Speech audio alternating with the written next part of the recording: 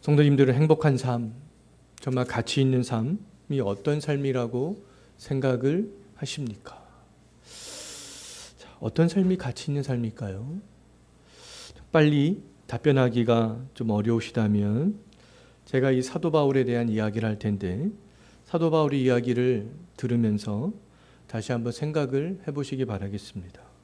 우리가 다 알고 있는 그런 말씀드리지만 사도 바울의 삶은 다메섹 도상에서 부활하신 예수님을 만나기 전과 만난 이후의 삶으로 완전히 구분되잖아요. 다메섹 도상에서 부활하신 예수님을 만나기 전에 사도 바울은 학문과 가문과 종교적인 열심 등 모든 것에 있어서 세상 사람들이 부러워할 만큼 가장 뛰어난 사람 중에 한 명이었어요. 모든 것들을 다 갖추고 있었던 사람이었습니다. 바울은 유대 사회뿐만 아니라 헬라 사회에서도 많은 사람들에게 존경을 받는 사람이었고요.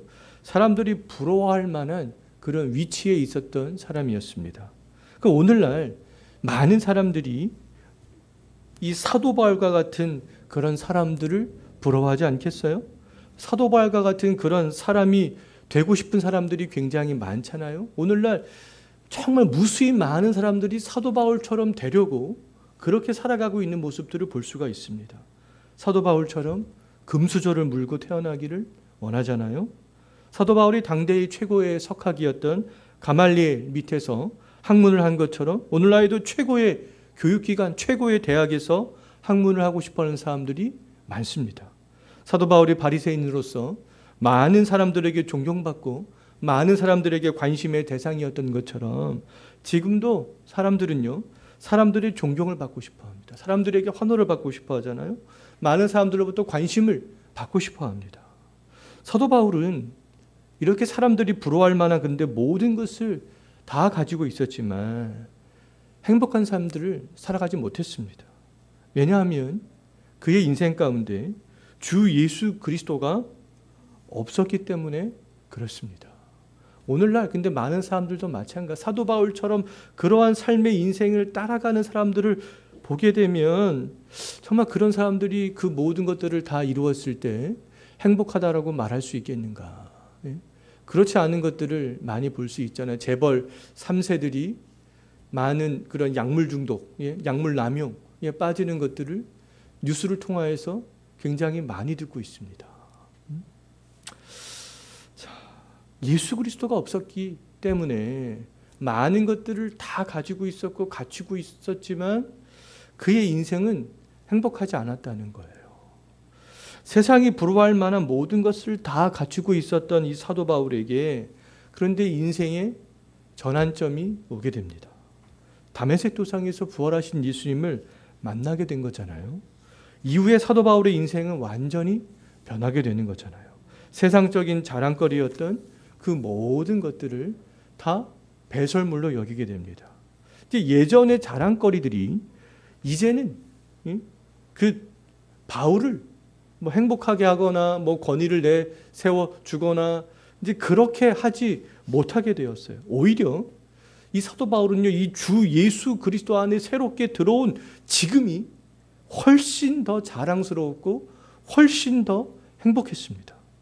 바울은 예수 그리스도 안에서 행복감들을 새롭게 누리게 되었지만 근데 바울의 삶은 이때부터 평탄치 않게 되었어요. 사람들에게 능욕을 받았고 멸시를 받게 되었습니다. 그럼에도 불구하고 바울은 주 예수 그리스도께서 주신 은혜가 너무너무 컸기 때문에 주 예수 그리스도를 증거하고 그분께 순종하는 그런 삶들을 지속적으로 살아갈 수밖에 없었습니다. 세상에 있는 그 어떤 가치보다 그의 심령 가운데 예수 그리스도의 가치가 더욱더 컸기 때문이죠. 그럼 성도님들은 지금 어떤 삶의 가치를 추구하면서 살아가고 있습니까?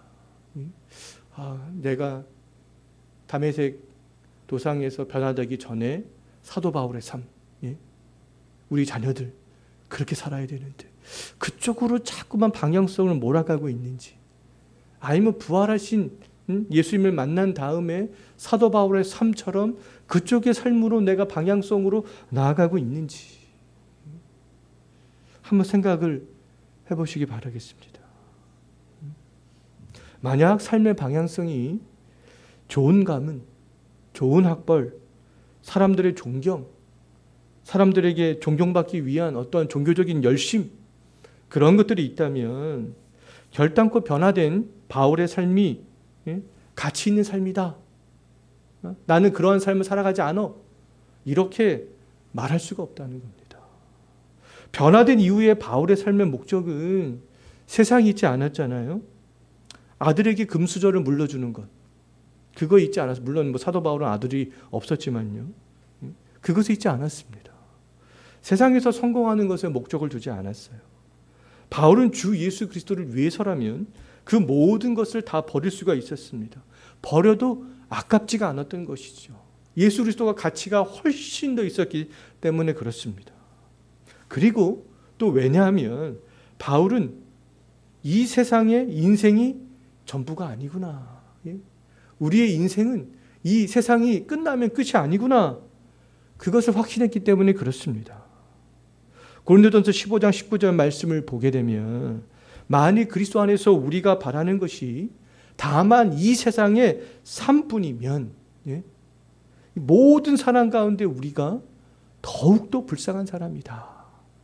그렇게 사도 바울이 이야기를 했습니다.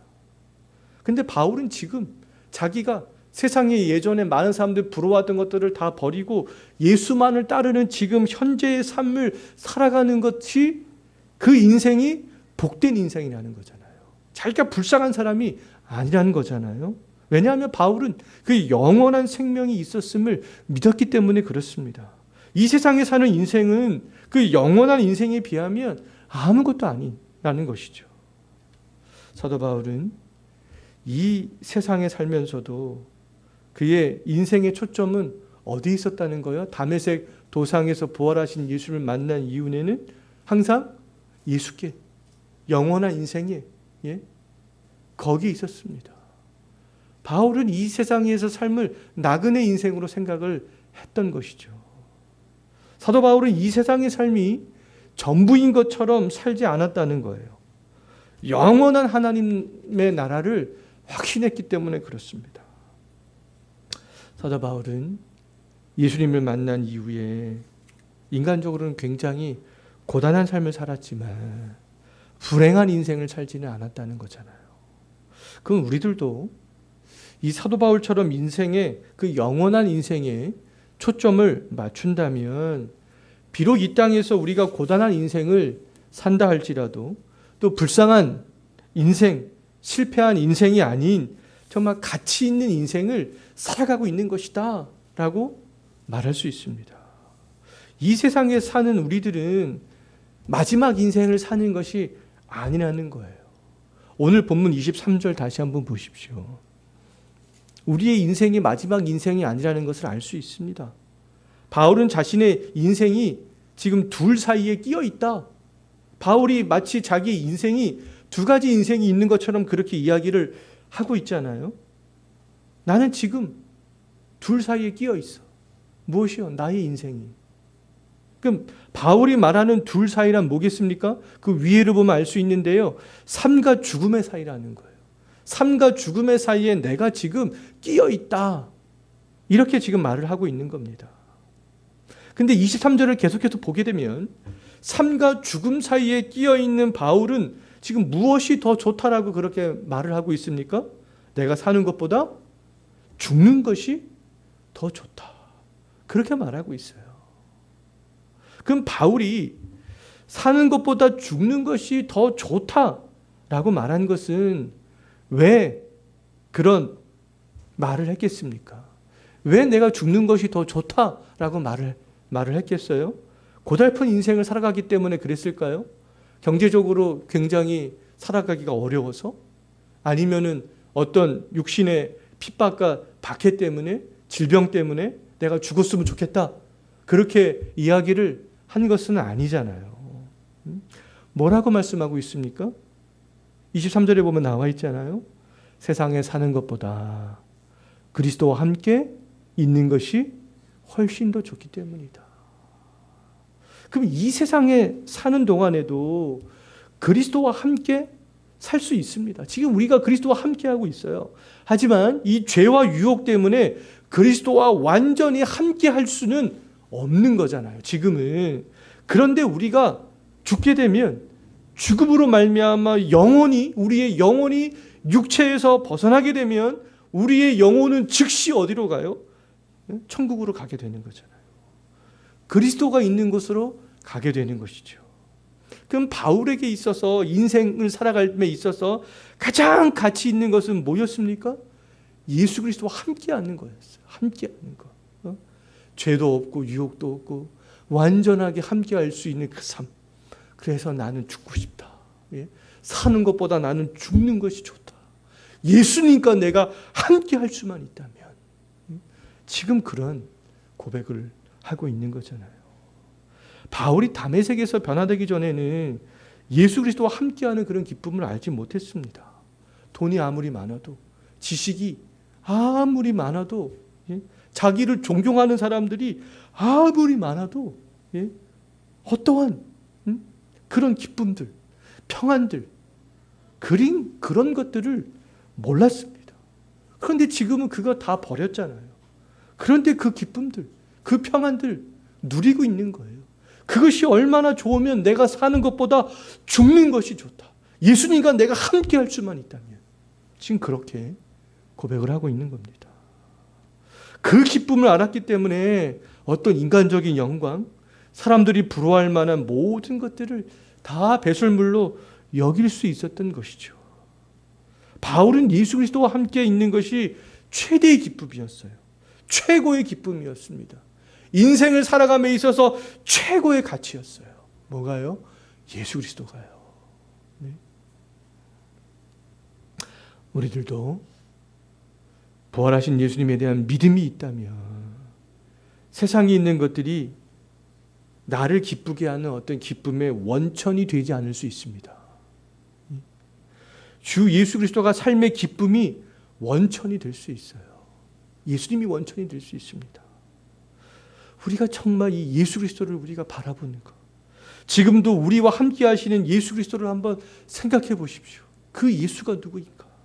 장차 심판주로 오실, 이 세상에 오실 예수 그리스도, 그분을 한번 생각해 보시기 바라겠습니다.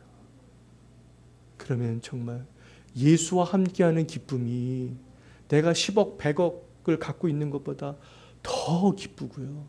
내가 정말 우리의 자식들이 뭐 어떤 서울대학교를 졸업하는 것보다 우리의 자식들이 정말 거듭나고 회심한 은혜로 이 말씀을 분별하며 살아갈 수 있는 그 은혜를 아는 것들이 더 기쁘다라는 것들을 알 수 있습니다. 그리고 더 나아가 이제 죽음도 두려워하지 않게 될 수 있어요. 세상 사람들이 제일로 무서워하는 게 뭐겠습니까? 죽음이잖아요. 죽음. 근데 바울은 지금 죽음을 두려워하고 있어요? 두려워하지 않고 있어요? 두려워하지 않고 있는 거예요. 지금은 만약에 예수 그리스도와 한 60% 정도 함께 할 수 있는데 죽어서 영원히 하나님 나라로 가면 100% 함께 할 수 있는데 죽음도 두려워하지 않는 것이죠. 바울은 지금 죽음을 소망하고 있는 겁니다. 죽음을 소망하고 있는 거예요. 바울은 죽는 것이 좋다라고 했지만 그렇다고 해서 이 세상에 사는 것에 대해서 의미를 두지 않았는가? 그것은 아닙니다. 바울은 주께서 생명을 허락해 주시는 동안에, 그럼 이 세상에서 살아가는 동안에 최선을 다해서 살았어요. 이 세상에서 살아가는 것도 더욱더 의미 있는 삶이다라고 생각을 하고 있었습니다. 24절 한번 보십시오. 바울이 사는 것보다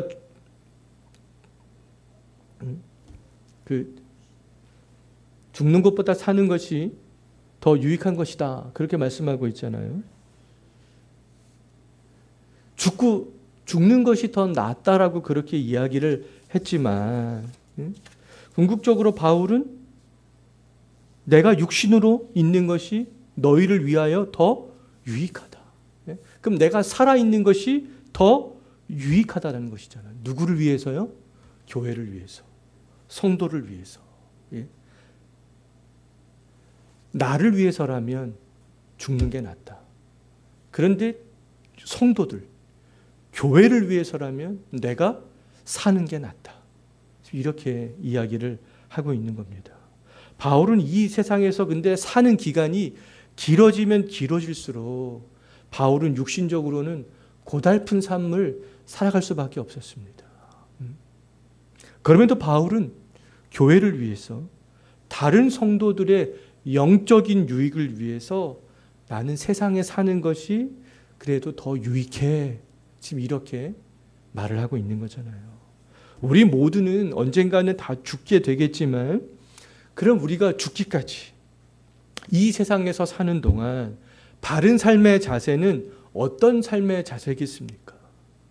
우리가 이 땅에서 사는 동안 그리스도인으로서 바른 삶의 자세는요, 주님을 위해서, 교회를 위해서, 다른 성도들을 위해서, 그들의 유익을 위해서 살아가는 것이 아니겠어요? 현재 우리들도 죽음과 삶 사이에 끼어 있습니다. 끼어 있어요. 바울의 고백처럼 우리 그리스도인들에게는 근데 죽음도 상관없고 사는 것도 상관이 없잖아요. 죽어도 상관없고 살아도 상관없습니다. 왜요? 죽으면 우리의 영혼은 즉시 예수 그리스도와 함께하기 때문이고, 살아간다면 하나님이 맡겨주신 사명을 더 오랜 기간 감당할 수 있기 때문에 그렇습니다. 순교자들이 과거에 어떻게 순교를 할 수가 있었겠어요? 바로 죽어도 예수님과 함께한다는 그런 소망과 기쁨이 있었기 때문에 순교를 할 수가 있었던 것이죠. 바울도 마찬가지입니다. 오늘날 참된 그리스도인들도 이러한 믿음을 가질 수 있어야 되지 않겠어요? 이 땅에서의 바울이 살아가는 삶들은 정말 근데 쉽지 않았습니다. 바울은 우리가 잘 알고 있듯이 건강이 좋았어요? 좋지 않았습니까? 좋지 않았잖아요. 좋지 않았습니다. 그래서 바울은 자기에게 육체의 가시가 있다, 이렇게 말할 정도였습니다. 그 가시를 제거하기 위해서 바울이 한 3번이나 기도했지만 하나님께서는 그 기도를 들어주시지 않으시잖아요. 바울이 얼마나 고통스러웠으면 자기의 그런 질병을 육체의 가시로 그렇게 표현을 했겠어요. 바울은 이 세상에서 사는 날이 길면 길수록 가시가 자기를 힘들게 하는 것들은 더욱더 지속될 수밖에 없었습니다. 바울이 그 육체의 가시가 얼마나 힘들었으면 그 육체의 가시를 사탄의 사자라, 사탄의 사자다, 이렇게 표현을 하고 있습니다.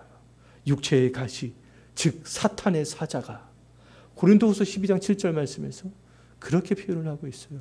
굉장히 고통스러웠다는 거죠. 새로운 지역으로 한 걸음 한 걸음 복음을 들고 나아갈 때마다 바울을 기다린 것은 사람들의 환호가 아니었잖아요. 모욕과 박해와 생명의 위협이었습니다. 그럼에도 불구하고 바울은 이 땅에서 또 살아가는 것을 두려워하지 않고 고달파하지 않았습니다. 육체적 질병이 있었음에도 불구하고 바울은 다른 성도의 유익을 위해서라면 내가 기꺼이 이 땅에서 생명을 다하는 날까지 그 사역들을 나는 감당해 나가겠다, 지금 이렇게 이야기를 하고 있는 거잖아요. 정말 우리의 삶이 힘들다 할지라도, 고달프다 할지라도 사도 바울만큼 힘들겠습니까? 그렇지는 않잖아요. 그래도 하나님께서는 우리에게 은혜를 주셔서 종교의 자유가 있는 이 시대에 태어나게 하신 것만으로도 얼마나 감사한지 모르겠습니다. 우리가 힘들다고 할지라도 사도 바울만큼 힘들지는 않습니다. 현재 우리의 삶의 환경이 어떠하든지 우리의 목숨이 붙어있는 한 주를 위해, 또 교회를 위해 나에게 맡겨진 사명을 정말 감당해 나가는 그런 삶을 우리가 살 수 있어야 되겠어요. 또 다른 한편으로 우리가 죽음에 직면한다 할지라도 불신자들처럼 죽음을 두려워하는 것이 아니라 죽음을 기쁘게 여길 수 있습니다. 우리들은 죽음을 두려워하지 않을 수 있는 유일한 방편은 이게 예수님과 함께하는구나. 내가 이 세상에서 살아갈 때도 우리가 은혜가 충만할 때 있잖아요. 그 은혜가 충만할 때 얼마나 좋습니까? 예? 은혜가 충만할 때는 너무너무 좋습니다. 그런데 이제 그 충만한 은혜가 지속될 수 있잖아요. 지속될 수 있습니다. 그 은혜의 가치를 생각하면 우리가 이 땅에서 죽는 것도 두려워하지 않을 수 있다는 겁니다. 우리 그리스도인에게는 삶도 죽음도 그러면 다 유익한 거예요. 살아도 유익한 거고 교회와 다른 성도의 영혼을 위해서 유익한 겁니다. 내가 살아야, 우리가 살아야 복음을 증거할 수 있잖아요. 우리 로마서에서 봤듯이 사랑의 빛을 갚을 수 있습니다. 이웃을 사랑하면서 율법을 완성해 나갈 수 있게 되지 않겠어요? 죽어도 좋습니다. 나의 영혼에 유익이 되기 때문에 그렇다는 거예요. 내가 살면 다른 사람의 영혼의 유익이요. 내가 죽으면 내 영혼의 유익이 됩니다. 로마서 14장 8절에서 또 사도 바울이 말씀하고 있듯이 살아도 주를 위하여 살고 죽어도 주를 위하여 죽는 인생. 정말 우리들도 그러한 인생이 되어야 되지 않겠습니다? 살아도 유익한 것이구나. 죽어도 유익한 것이구나. 나의 영혼을 위해서, 다른 사람의 영혼을 위해서 다 유익한 것이구나. 정말 우리가 그런 말씀들이 믿음으로 다가올 수 있었으면 좋겠습니다. 정말 세상에서 가장 복된 인생은 어떤 인생이라고요? 살든지 죽든지 주를 위해서 사는 인생. 그것이 가장 복된 인생이라는 것들을 기억하셨으면 좋겠습니다. 우리 이 시간에